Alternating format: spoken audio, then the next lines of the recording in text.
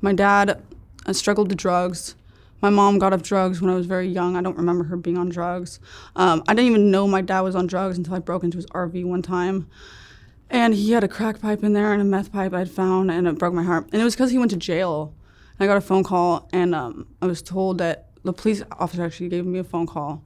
And I was told that he was in jail for possession. So I got curious. All right. Rose, where did you grow up? Where are you from originally? Lowman, Idaho. Tell me about your family growing up in Idaho. So I have a pretty big family, 9 brothers and sisters, and a mom and dad that stayed together my whole life, so that's the good news. Some of my brothers and sisters I wasn't raised with, unfortunately, and I've been blessed to meet some of them.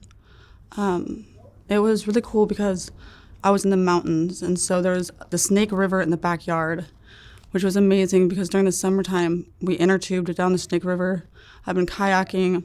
200 people were in my school, and so there was a short bus that took me to school. And it's crazy because you don't usually see the things that you see in the mountains. It was an hour-long ride, but there'd be like elk in the street or like a snow, like slides, like during the winter. Sometimes Avalanche? Avalanches, yeah. Sometimes the snow would be up to I lived in a 2-story house. Sometimes the snow would be up to my window. So it was very different. Yeah, Idaho's beautiful. Than what I experienced here. I've been, what is it called? Ziplining. So we went ziplining and snowboarding, 2 different field trips in my school. And it was just adventurous. It was really cool. My heart is in the mountains for sure. It sounds like a fun childhood. At times it was fun, but at times it wasn't fun. My family wasn't the easiest to deal with just because of their roles and their journeys. But I don't think that anything was a personal thing. It was just more like like I said, their roles and just the lifestyle that they were in. What were some of the roughest things you went through as a child? Just my dad. He had to kidnap me one time after I turned 18. Well, I guess I wasn't a child then anymore because of the fact that I found out that they were cooking meth, and I had a big problem with that. So I had yelled at him. Your dad was cooking meth? On the phone, yeah, I yelled at him and on the phone and said that I was going to move out. And so they came and found me at my boyfriend's, beat him up in the street with a baton, kidnapped me. His best friend choked me until I passed out every time I screamed, and my dad didn't do anything about it. We never talked about that incident. Like the next time we saw each other, because I ran away. Next time we saw each other, it's like, oh, hey, how's it going? We never talked about it. And then he also stole my identity. This was also when I was 18, but I know because he tried to do my taxes for me and asked me for my ID because they were going to help me with my taxes, and then said it didn't work. The next year, I tried to do my taxes for the first time, and there's a code that you have to have, and I was like, well, I never did my taxes before to have that, the thing that they were asking for. So I've never filed taxes because of that. And it is what it is, but I believe I'm fully healed now. You can't live in the past if you want a good future or a present. Tell me about your parents. My parents, well, my dad is a Hells Angels treasurer. My mom always stayed at home. She never worked. My dad struggled with drugs. My mom got off drugs when I was very young. I don't remember her being on drugs. I didn't even know my dad was on drugs until I broke into his RV one time. And he had a crack pipe in there and a meth pipe I'd found, and it broke my heart. And it was because he went to jail. And I got a phone call, and I was told that the police officer actually gave me a phone call. And I was told that he was in jail for possession. So I got curious. This is when him and my mom were just having like a separation. So that was painful. But they're like hippie type of people. So I really like that about them. My dad's been to the rainbow gatherings. My mom's kind of like a gypsy. So I think that's pretty cool. But they've moved around a lot since I've been an adult. So it's hard to keep track of them. I don't know where my dad is right now. My mom's in Lancaster. She was in LA. So I was here for a week and she had moved. She's like, oh, we're moving to Lancaster. LA's expensive. So they're having trouble being stable But I think it's just because it's, they don't have the type of income they are working towards. So. Did you graduate high school? No, I grew up in juvie, essentially. So I was in and out of, I didn't grow up in juvie, but I was in and out of juvie. And unfortunately, I was in juvie during some of my school year. And so when I'd gotten out of juvie, I was on probation and ended up running away and staying at a friend's for a while. So missed a lot of school, but I tried to do my GED and just hadn't been able to finish they're having like classes to train for GED, and I never finished that. So I was always nervous about taking the test. I heard that they redid the questions, made it harder. And how old are you now? 33. 33. Since you left home, what have you been doing for work? So I've been dancing. I've danced a lot. I've modeled a little bit. I've done bachelor parties in Las Vegas. That was fun. But dancing is my main thing that I do for work. Do you work at clubs? Yes, and I know that I was telling you about the club I work at right now earlier, but I've been actually traveling to Portland and Seattle a lot to work too, because they don't take a fee at the club, and the places they don't take not a fee, a license. They don't take a license at the club, so that's really cool. And the fee is not as expensive as Seattle. Seattle is like $140, sometimes $160, and Portland is so much cheaper. Sometimes it's like $20. Portland, depending on where you're dancing, it's nice. And you've been dancing for how long? I've been dancing for about 3 years now. And drugs are part of your life now? I do coke. I do MXC. I do acid sometimes, shrooms sometimes. I don't do that many drugs. I do, I've snorted meth before. I don't like that one. Ayahuasca. Have you ever heard of ayahuasca? Sure. I'm very spiritual, so I like the hallucinogens. Xanax. Just, when I've worked too much and I can't sleep. I got off fentanyl back in November, and that's it. Is cocaine your main drug, or? Mm-hmm. Yeah. It just helps me at work, not to get too tired. Sure. And tell me about working in the club. What kind of guys are you running into there? Well, the club is it's a mix of all types of guys. You got your nice guys, then you got your guys that are disrespectful. Like you'll be talking to them about something, and it's like they really have their mind on one thing. The guys who are really nice and respectful, like they'll carry on a conversation that doesn't include your body. I believe that people go to the strip club for connection mainly, and they think that there's a void they feel like they have to fill with sex and women, but really what it truly is a connection that they're looking for. And so, you can just tell who you're talking to just by the conversation, just that small introduction conversation. So I try to avoid the guys that the first thing they say to me is, oh, do you get your tits done? Or, do you do extras? Just guys that start off with something about my body. I try to avoid those type of guys because even though I work at the club, I still value myself and respect myself majorly. I don't do any extras because I value myself and respect myself. I feel like a lot of girls they get desensitized and resort to extras, but I don't believe that you should do anything that isn't truly you for money, because that makes money your master. So I try to be, I am authentic in all ways. So to do anything that's inauthentic would make me a sellout. And you, I'm sure, are learning things about men from going to these bachelor parties and working in a strip club. What kind of things are you learning about men? I have been raped before. And then there are men that, like I said, the connection piece. I've learned that a lot of them need connection. They need something to fill a void within them, and they try to fill it with sex, and sex is never going to satisfy like true connection. A lot of them are probably married too, right? Oh, yes.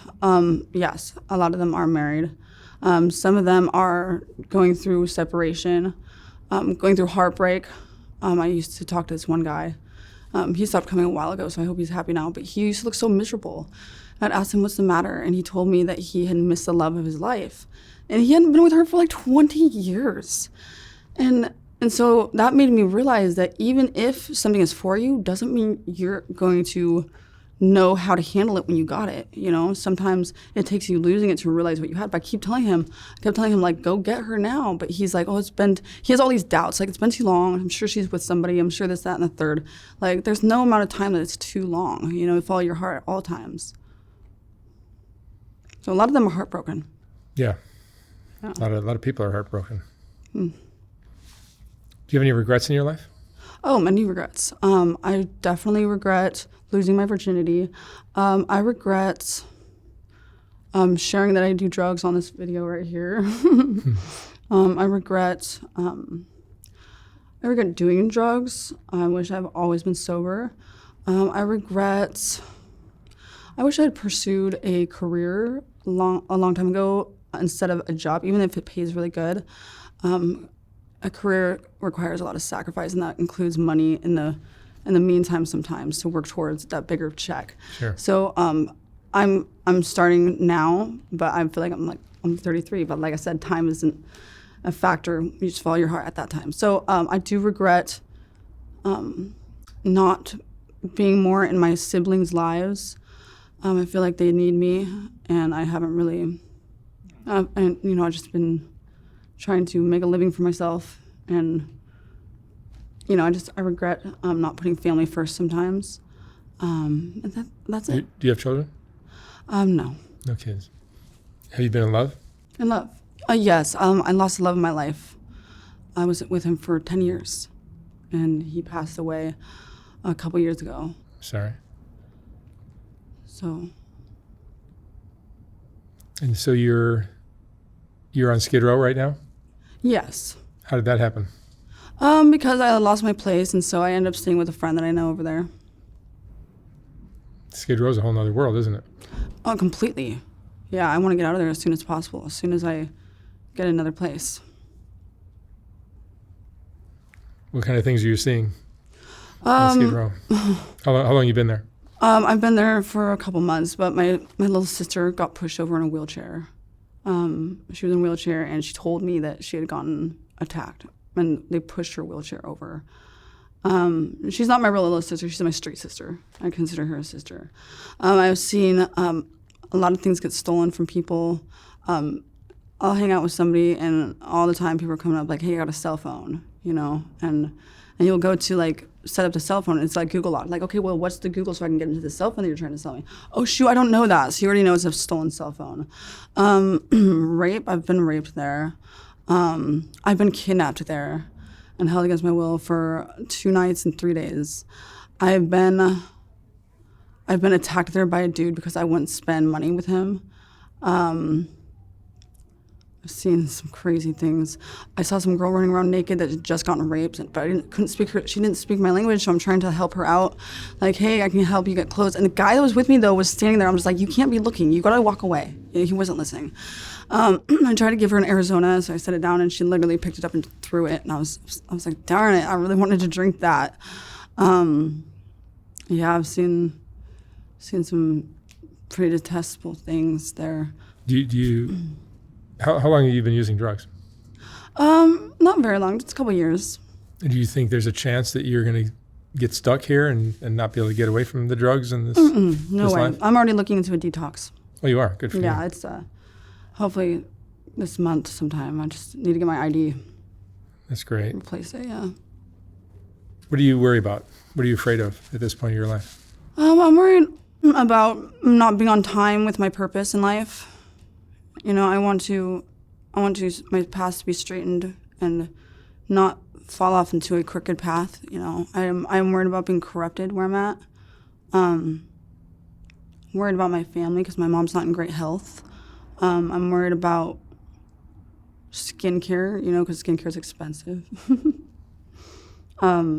Finances for sure. Worried about my finances. I'd like to be able to help out, my mom's with what she's going through. I want to help her out with my siblings, and travel to her at will, and and I want to get my shit more together. You know, I want to be able to drive, have my license. So yeah, I guess there's a lot of worries, but honestly, I shouldn't be worrying because I know that all is going to work out for good. What would you say is your greatest strength? My greatest strength. I think my greatest strength, even though people say kindness is weakness, I feel like my greatest strength is my kindness. I believe that kindness is the currency into your next life, eternal life. When you're kind, along with all fruits of the spirit, when you're kind, it actually adds to your wealth, your health. Health is wealth. Your karma. It adds to your. It adds to the fruits of your spirit. And there is no life without the fruits of the Spirit. And so it adds to your life, therefore. And when you have life, you can spread life through the Word. Do you have friends? Yes, I have friends. Like friends on the street or real friends? I have real friends. You do? That's great.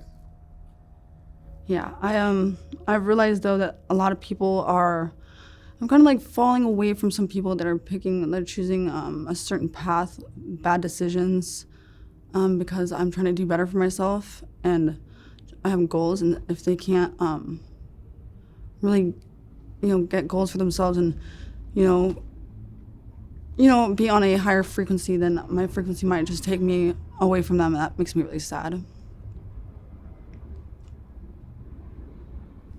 Do you think if you had grown up in a different family where you didn't have a biker for a dad and maybe a little more stability or honesty, that your life would look very different? Oh, very, very different. But I would never want that, because who I am today and how strong I am today is because of my past. So even though my past was hard, I see that now as strength. And Rose, let me ask you one last question. What would you say is the most important lesson you've learned in your life? The most important lesson is to not follow in the foot. When you see somebody going down a path and you see the consequences of their actions, my most important lesson is to not follow. When you see those consequences, to learn from that instead of having to learn for yourself. That was a big lesson. I definitely followed down the path of my father when I chose to do drugs. And, my mom, not so much down her path. She tried her best, stay-at-home mom, but definitely fall down the path of my dad. I look just like him, act just like him, sound just like him, talk just like him, so I obviously looked up to him majorly, but I should have saw that as I might follow into his path. I want to be a generational curse breaker for sure. So hopefully it's not too late, All right, Rose, thank you so much for sharing your story. Thank you, Mark. And I wish you lots of luck out there. Thank you. Thank you.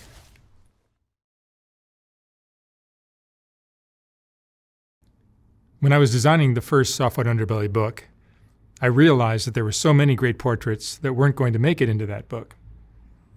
They just wouldn't fit. And once I saw how well that first book sold, I knew I'd have to design a second book. This second book is finally ready to ship. Like the first one, this book has a collection of some of the best portraits from Soft White Underbelly, accompanied by a quote from that person's interview. This book features another group of Rebecca portraits, as well as a collection of color images of the Whitaker family, and plenty of others. You can order yours for $125 or $150 for a signed copy at softwhiteunderbelly.org. Again, like the first book, once this book is sold out, I will not be printing more of them. The portraits are what Soft White Underbelly is all about, and these two books contain the best of all that work. Thank you for watching.